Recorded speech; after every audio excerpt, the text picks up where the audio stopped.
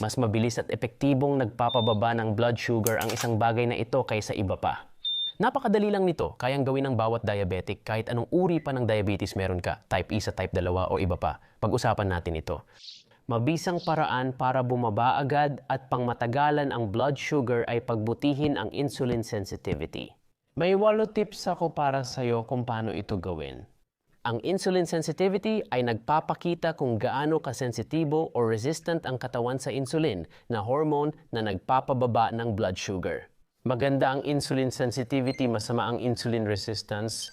Maraming professional sa medical ang hindi pinapansin ang paksang ito at imbis na pagbutihin ang insulin sensitivity, mas pinipiling magreseta ng mas maraming gamot. Nakakainis ito para sa akin ngayon. Sa type 1 diabetes, hindi gumagawa ng insulin ang katawan, kaya kailangan mag-inject. Kapag mas insulin resistant, mas maraming insulin ang kailangan i-inject. Kung may type 2 diabetes o pre-diabetes ka, gumagawa pa rin ng insulin ang katawan mo. Kapag mas insulin resistant ka, mas maraming insulin ang kailangan at mas pinipilit ng katawan gumawa nito o baka kailangan mo nang mag-inject ng dagdag na insulin kung kulang na ang natural na production. Kahit anong uri ng diabetes, kung mas insulin sensitive ka, mas kaunting insulin ang kailangan ng katawan para mapanatiling mababa ang blood sugar.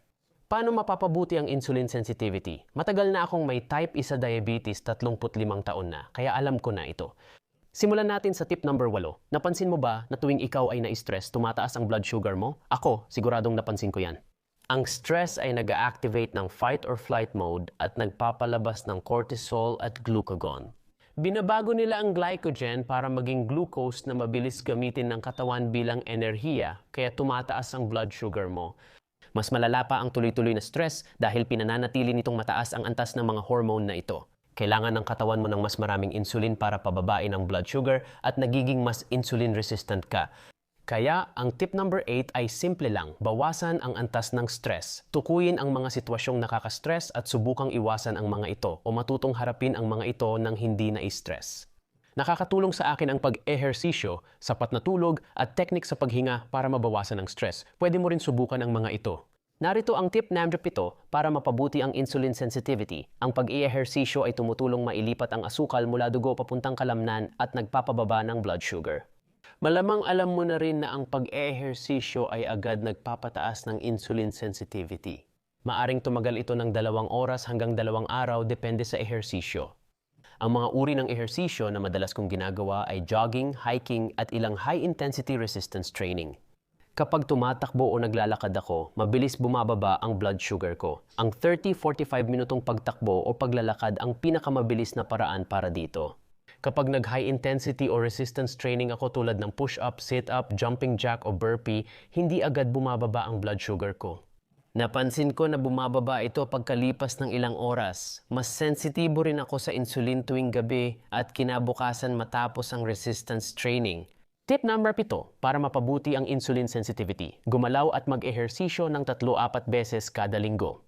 Piliin mo ang ehersisyo na pinakagusto mo at kung may mga limitation ka, piliin mo yung kaya mo talagang gawin. Wala namang ibang bawal.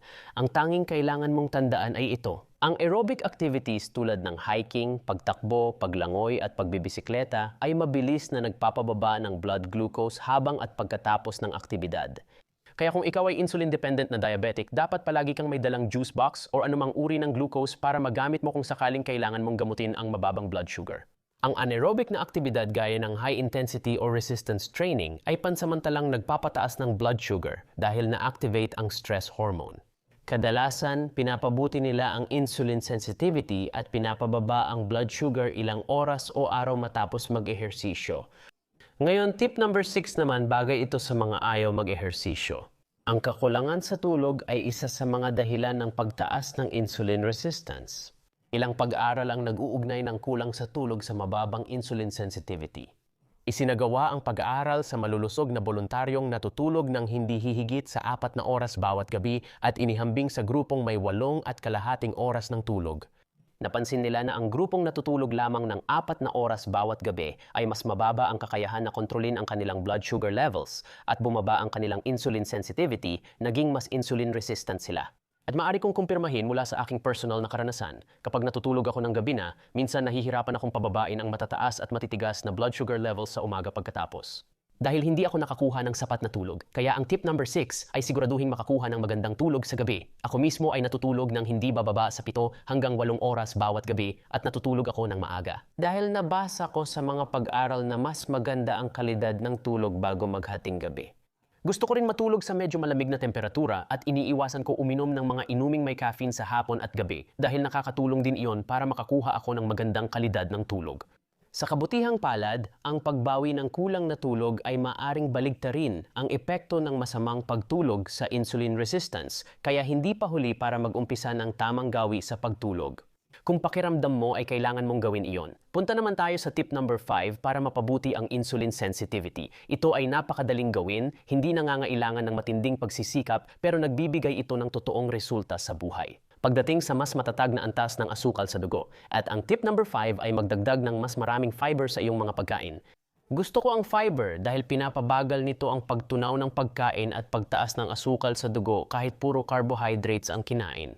Mapapansin mo agad ang epekto sa insulin sensitivity kapag nagdagdag ka ng fiber sa pagkain kahit ano pang diet ang sundin mo.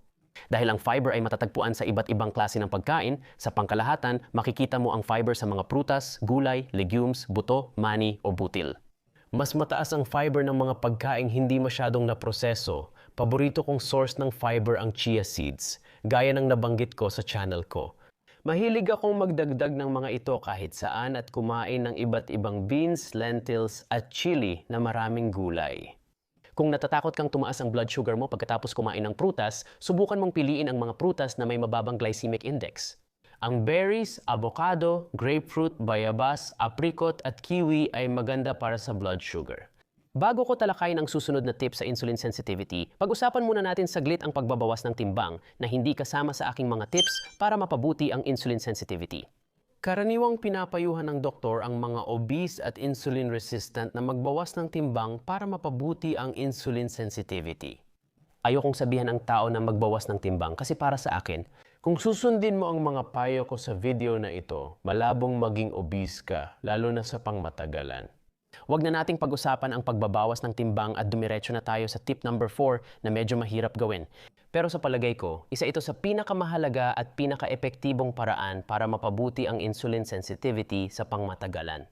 Napag-usapan ko na ito sa aking channel ng maraming beses pero kailangan ko ulit itong banggitin dito dahil sa aking pananaw, malaki talaga ang epekto nito. Tip number 4 para mapabuti ang insulin sensitivity ay iwasan ang processed foods, lalo na yung may added sugar, trans fat at ibang artificial na sangkap. Pinakamadaling paraan ay magluto sa bahay gamit whole foods at iwasan ang fast food restaurant. Sa ngayon, tingin ko okay lang paminsan-minsan kumain ng ilang processed foods gaya ng olive oil, Greek yogurt at dark chocolate. Kung gusto mo hindi naman masama sa insulin sensitivity ang mga ito, pwede rin paminsan-minsan kumain ng pasta o tinapay kung kailangan. Ang sinusunod kong palatuntunan, piliin ang whole grain na version, tingnan ang label, at hanapin yung walang added sugar at mataas ang fiber. Mas mababa at mabagal ang pagtaas ng blood sugar dito. Kung mahirap ang diet na ito, hindi mo kailangan biglain. Pwede kang magsimulang dahan-dahang palitan ang mga sangkap na ginagamit mo sa kusina, pwede mong palitan yung mga hindi maganda ng mas masustansya. Dahan-dahan lang at gaganda agad ang blood sugar mo. Sa totoo lang, may isang tool akong gustong banggitin na madalas kong ginamit noong lumilipat ako sa mas maraming lutong bahay na pagkain. Isa itong phone app na tinatawag na Clinio. Makakatulong ang app na gumawa ng meal plan para sa'yo. Sagutan lang ang mabilis na 2 minutong questionnaire at ilahad ang iyong mga layunin. Pagkatapos, makakatanggap ka ng meal plan na may mga tagubilin sa pagluluto at shopping list na pwedeng i-print at dalhin sa tindahan. May partnership ako sa Clinio at may 70% discount code sila para sa'yo. Tom 70%. Bago pag-usapan ang 3 tips para sa insulin sensitivity, kailangan muna nating harapin ang pangunahing issue. Low carb na dieta. Kapag kumain ka ng carbs, tumataas ang blood sugar mo. Kahit anong klase ng diabetes or sensitivity mo sa insulin, ganito pa rin ang epekto. At ang karaniwang payo na ibinibigay sa loob ng diabetes community o kahit ng mga medical professionals ay ito. Para maiwasan ang mataas na blood sugar, bawasan ang carbs at mag-low carb para bumuti ang blood sugar. Pero nakakatulong ba talaga ang low-carb diet sa insulin sensitivity? Ang pagkain ng low-carb lang ay hindi nagpapabuti ng insulin sensitivity. Maaari pa itong magdulot ng mas mataas na insulin resistance lalo na kung high-fat din. Ganyan din ang nangyari sa akin pero huwag mo akong masamain. Ang pagkain ng low carb ay isang mahusay na paraan para maiwasan ang biglang pagtaas ng blood sugar at talagang pinapadali nito na makamit agad ang non-diabetic na blood sugar levels.